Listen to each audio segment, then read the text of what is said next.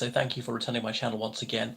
I'm talking about how the Kremlin is really amping up the rhetoric on Ukraine. I mean, I know that's scarcely possible. RT used to stand for Russia Today. Now it's just a sort of empty set of initials. They used to broadcast all around the world in French, German, Arabic, English, and so on, often with native speakers of those language broadcasting. But this is a state-funded channel. But it was taken off air at the beginning of the war in many Western countries, saying it's just pro-Kremlin propaganda. They are broadcasting outright lies. The freedom of media does not include the freedom to tell total falsehoods. Now, banning that was one of the aspects of the Western response I'm uncomfortable about, because I'm more or less a free speech fundamentalist. But anyway, Anton Krasovsky, he was one of the hosts on one of their shows, and a few days ago, he said that they should throw Ukrainian children into fast-flowing rivers and indeed burn them and things like that. Wow, wow.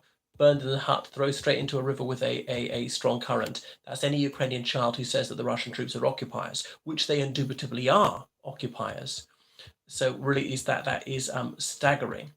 Now he's been suspended, and his remarks have been deleted from the social media accounts. Notice he's not lost his job, merely suspended. Wow. So that's astonishing that someone could have got to host a show when he had such genocidal views, when he would openly advocate for the willful murder of children. And of course, it's happened. You know, it's not just talk. This has happened in reality many, many times. There are many mass graves around Ukraine, with some of them with children in them. Now, I know that accidents are going to happen in wars. There's the fog of war. There are bullets flying in every direction. Inevitably, children will be accidentally killed. I know that's horrific. I wish it weren't the case, but sometimes this is not accidental. This is purposive. Soldiers knowing precisely what they're doing, just like the Russian military has deliberately targeted hospitals and clinics again and again, apartment blocks, civilian infrastructure, trying to freeze people to death, and things like that. I mean, I would be so irate if I were Ukrainian. I suppose I'd want to hit back, say, well, you're going to do it to us, we're going to do it back to you. And I know that's wrong. And I know that still doesn't excuse purposefully killing children like that. Now, Ramazan Kadyrov, he is the head of the Chechen Republic. So Chechnya is an area of the Caucasus, part of the Russian Federation. The Chechens are an ethno-linguistic minority. They're certainly Muslims, almost without exception. So Putin often rails against Islamic extremism, but he's got a Sharia state in his own borders, run by Ramazan Kadyrov, who, remember, used to be his deadly enemy. Remember, over 20 years ago, Putin said that Russia does not negotiate with terrorists. She destroys them. Well, that's not true. She puts them in charge. Ramazan Kadyrov, who Putin, 20-odd years ago was saying was absolutely unacceptable, was just beyond evil, is now Putin's man in the Caucasus. He's poacher-turned gamekeeper, and he's allowed to rule the roost as he wants, and he can have a Shariat state there.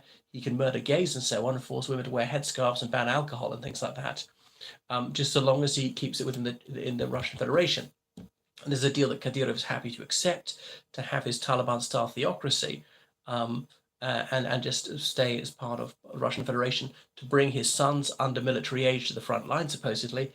And not long ago, Kadyrov, he was appointed Colonel General, I think the third highest rank in the Russian army, and supposedly brought a lot of men to fight in Ukraine.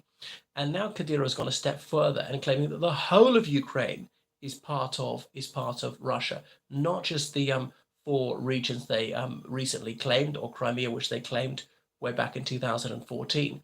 So this is an amplification of the most extreme rhetoric, which is a little bit surprising.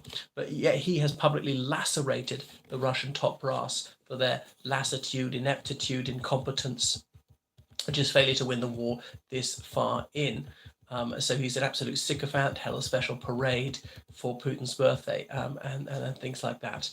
So at the same time, in a way, Russia is offering the olive branch, I suppose, as they recognize the war is going. Now, I mean, I don't doubt that Putin's objective is to conquer the whole of Ukraine, but he probably realizes there's more than he can accomplish in the foreseeable future. So have a negotiation, have some recognition of Russian control over East Ukraine, ideally for him de jure, in practice probably de facto, something like that, some end to the sanctions, some détente, so he can build up his strength, wait for the propitious moment, and strike again. and maybe successful second time, which is more or less what he did in 2014 after he annexed Crimea, after he illegally occupied some of Donetsk and indeed Luhansk. So then he's claiming that the Ukrainians pulled out of peace talks a few days ago. Remember, there was the Istanbul formula on the table way back in March 2000 and March 2022, March this year, as in negotiated under the auspices of Turkish mediation in Istanbul, Turkey, and to suggest that Russia would have some sort of control over eastern Ukraine, even if not officially legally recognized, that Ukraine would agree never to join NATO. They hadn't got quite the European Union as a moot point. Would that ever happen? Things like that. But the Russians had rejected that because they thought they were making good progress. They could take the whole of Ukraine. Why should they stop now? They were not going to quit whilst they're ahead. But from today's perspective, that would actually have been quite an advantageous deal for Russia. So remember, Russia had owned control about 10% of Ukraine before this war began in earnest in February this year. They got up to about 20%. They've been pushed back to about 15%. In some cases, they've lost some of the land they held even since 2014. So there were more recent negotiations. Now, why has Russia reopened negotiations? Because they recognize they're doing badly. And today, negotiations broke down. So Moscow blamed this and said the Ukrainians withdrew from talks because Washington, D.C. ordered them to do so, obviously without citing any corroborating detail whatsoever.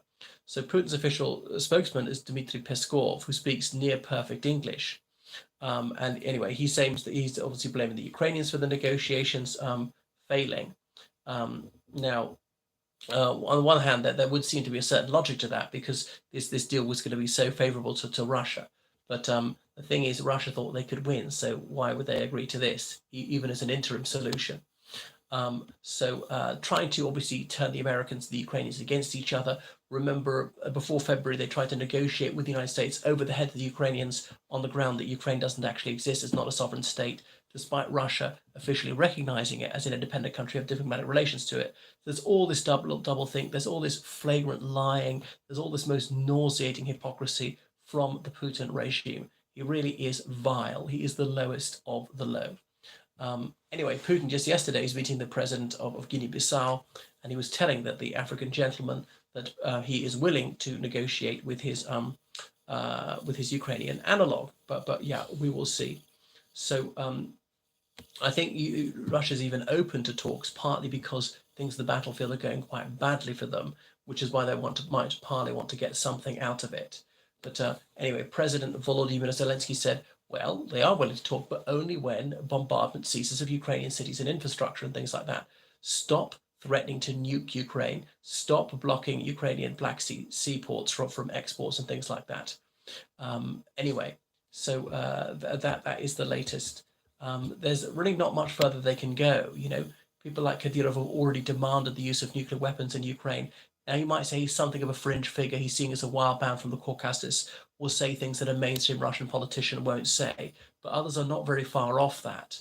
And, okay, they can talk about these things, and really the next step is to actually do it. Remember, it's about a month ago, Putin was threatening to use a nuclear weapon, saying this is not a bluff. And that's why I thought he will do something like that in November, something small, maybe a chemical weapon, maybe a biological weapon, maybe even a test over the Black Sea, something, a tactical battlefield nuclear weapon, because if he doesn't, then it is a bluff. And then we wouldn't believe him, even if the threat was real. Okay, right, thank you so much for watching my channel. Please subscribe on Patreon, you'll get access to more material, and please donate to me on PayPal, georgecallahan79@gmail.com. Obviously I need these donations to fund a haircut, as someone was saying. Goodbye.